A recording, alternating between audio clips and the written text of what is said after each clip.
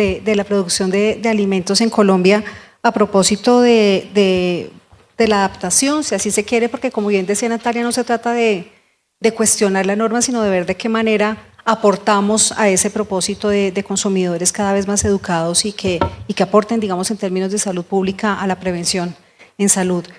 ¿Cuáles son esas tendencias? ¿Cuáles son esos desafíos a los que se han visto? A ver, déjeme hablar un poco más de las tendencias, porque los desafíos creo que ya todo, en la respuesta anterior creo que los abordé. De pronto solo para cerrar el tema de desafíos, creo que la incertidumbre de la aplicación de la norma es brutal. O sea, no solo etiquetado, me refiero a todas las normas que están aplicando, desde impuestos, etiquetado, niveles máximos, todo ese rollo.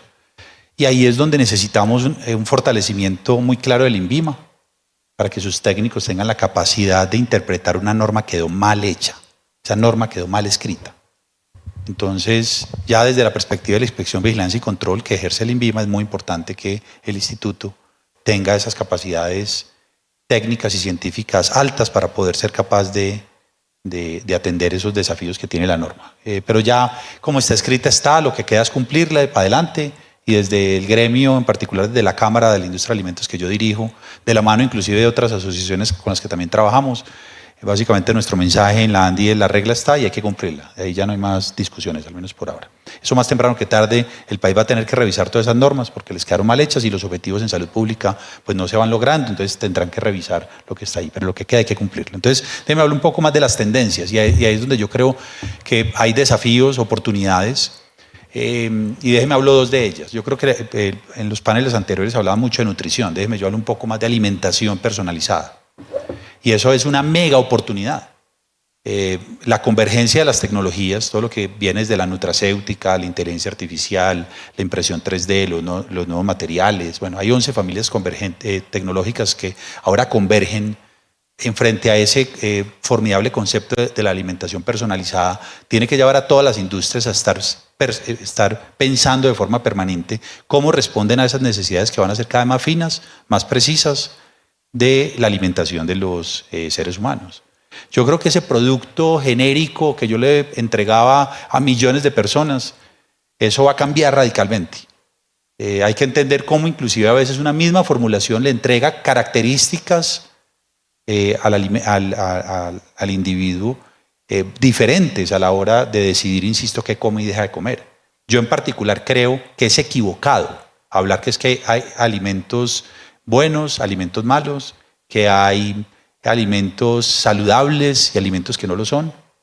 Yo creo que eso es un error técnico, porque lo que es bueno o malo son las dietas totales, lo que uno termina comiendo en la totalidad, no solamente en el momento en que yo estoy buscando un indulgente, entonces traerle el perfil nutricional de la OMS a ese alimento en particular, pues claro que va a quedar expuesto, pero si yo en un momento del día estoy en mi alimentación personalizada, entendiendo que voy a tener un esfuerzo especial, pues yo necesito ser capaz de alimentarme en ese momento para que no me den patatús, pues.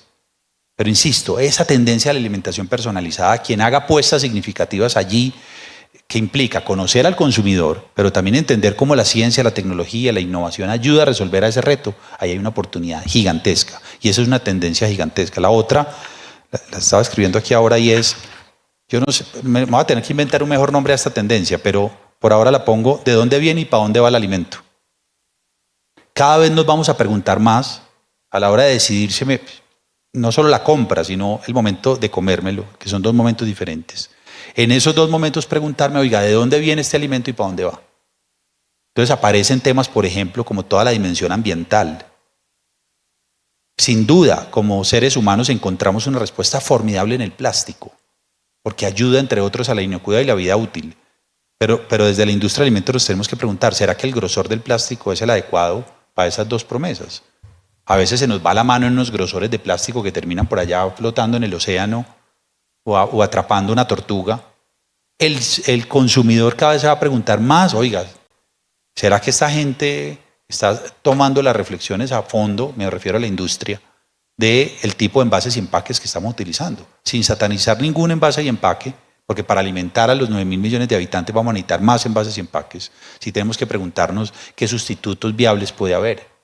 Y ahí insisto, ¿de dónde viene? También de dónde viene es cuál es el valor que crea en la sociedad esa industria a la hora de comprar materias primas de origen agrícola, pecuario, también de síntesis químico, cómo se dan esos encadenamientos productivos cuando la industria compra esas materias primas, cómo le está creando valor a la sociedad, por ejemplo, a los campesinos.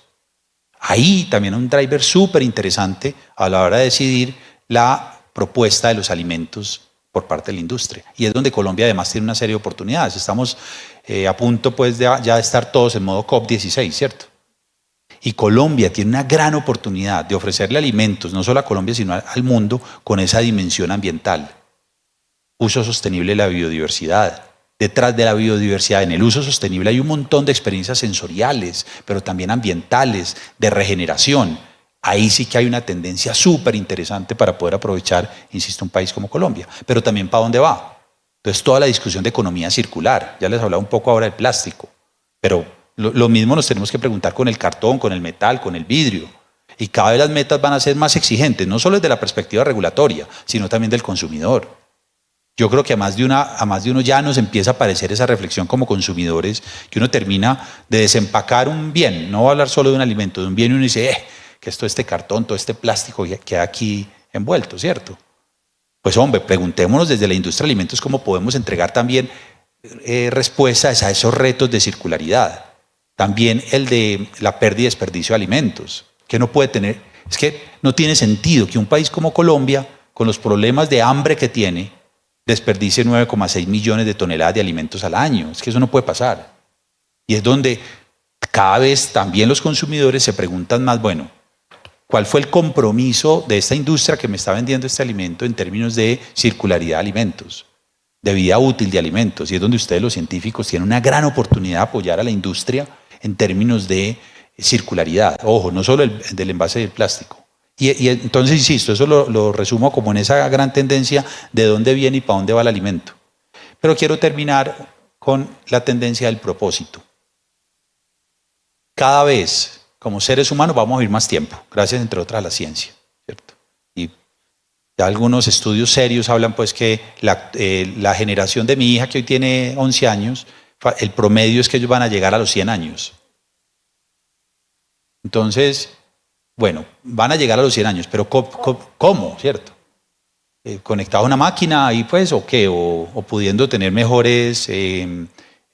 bienestar, mayor bienestar. Y es ahí donde, insisto, la industria de alimentos que va a acompañar a mi hija, que hoy tiene 10, al menos 90 años más, pues según ya hay que ver ya luego el ADN hasta dónde la lleva, pero al menos en términos generacionales, pues cómo específicamente esta industria, con ese propósito de alimentarla a ella mejor, le puede entregar también mejores características de esos alimentos, sin satanizar ninguno. Porque ahora escuchamos a las expertas y al experto. Lo voy a decir desde la ingeniería, desde la innovación, que es como mi mundo. En una dieta balanceada todos los alimentos caben, todos. El problema está en cuando uno no tiene una dieta balanceada o termina forzando, y hablamos ahorita con Mazo el tema, no solo satanizando algunos alimentos, sino también endiosándolos. Queremos endiosar algunos alimentos como los que efectivamente nos van a quitar todos los males. No, hay que tener, insisto, esa línea, esas características balanceadas, pero ojo, y es un llamado a las industrias de todos los tamaños, pilas al propósito. Ahí hay una tendencia gigantesca, cada vez nos van a pedir más, la sociedad en general, pero también quienes trabajan, quienes invierten, quienes no solo compran, quienes gravitan en ese ecosistema de las empresas, ese propósito, esa tendencia del propósito cada vez aparece más fina en las conversaciones de este sector. Entonces dejaría esas tres tendencias.